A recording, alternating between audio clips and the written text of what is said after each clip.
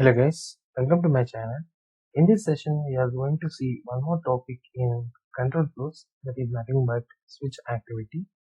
So switch activity is useful when any of mathematical expression or any activity is expecting multiple outcomes. First, suppose if you want to add some integers which is providing by the user, and if you want to add and based on the result, if you want to perform some activities, so that time we can use this switch statement.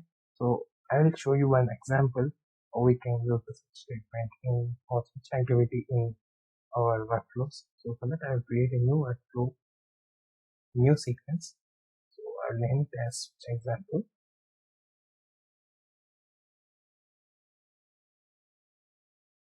So here I will ask the user to enter some value.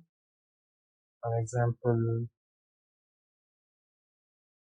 by using input dialog box.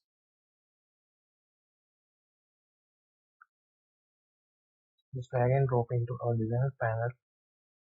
Here I will ask the user to enter some value.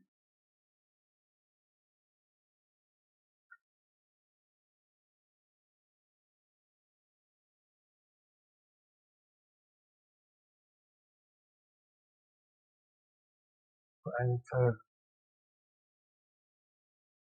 switch activity, to search for the switch. So we can see the switch activity under the statements. So let's drag and drop into it. So here we have fields called expression and default and new keys.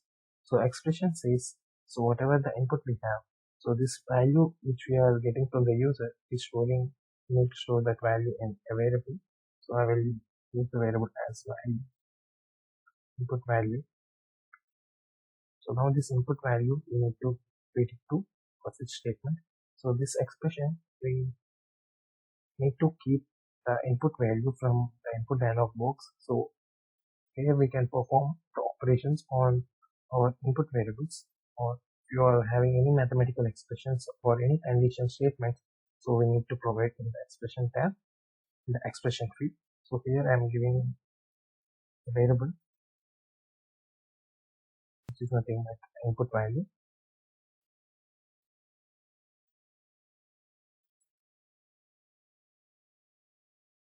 And I'm just adding 0 to it so to make it useful. So and here we have the default and new case. So based on the result from this expression, our cases will get executed. Suppose if my output is 1, then case value 1 will get executed, and in the body we need to provide the activities. So and here we need to drop the activities whatever we need to perform based on the expression output. So here what I will do is I will use a message box to display the input value. So here I will say the example message like input entered is 1. So when user enters the value as 1, so 1 plus 0, it will be 1. So my expression output is 1. In this case 1 will get executed. So like this I will create some more cases with the help of a new case. So I'll keep s2. I'll use the same right cell of the right message box in my drop activity. This time I'll use the message two. So I'll use one more message box in the new case 3.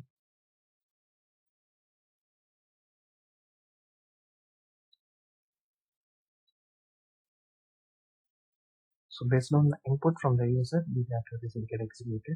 So if none of my inputs are matching with these cases, the default expression will get executed. So here I will use the message box and say I'll display the input value what user has entered. So this should be displayed in the form of string. So let's use this one to string.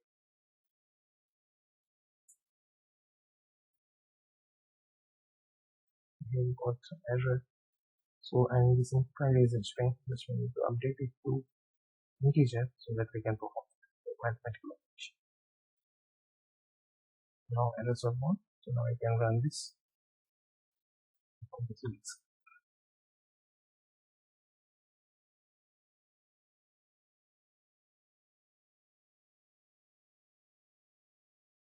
So our execution started and it's asking to enter some value. So I'll enter the value as 2.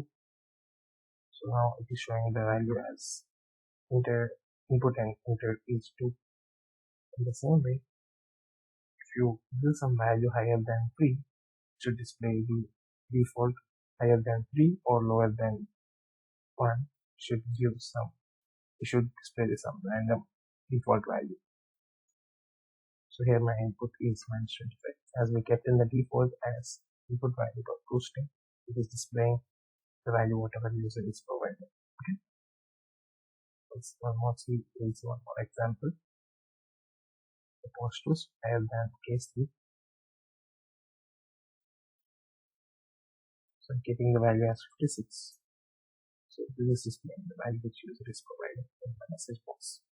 So like this, we can use this switch example or switch activities in our day-to-day activities while working with the workflows of flowcharts or sequences or state machines. I hope you like this video. Please do subscribe to the channel. Thank you.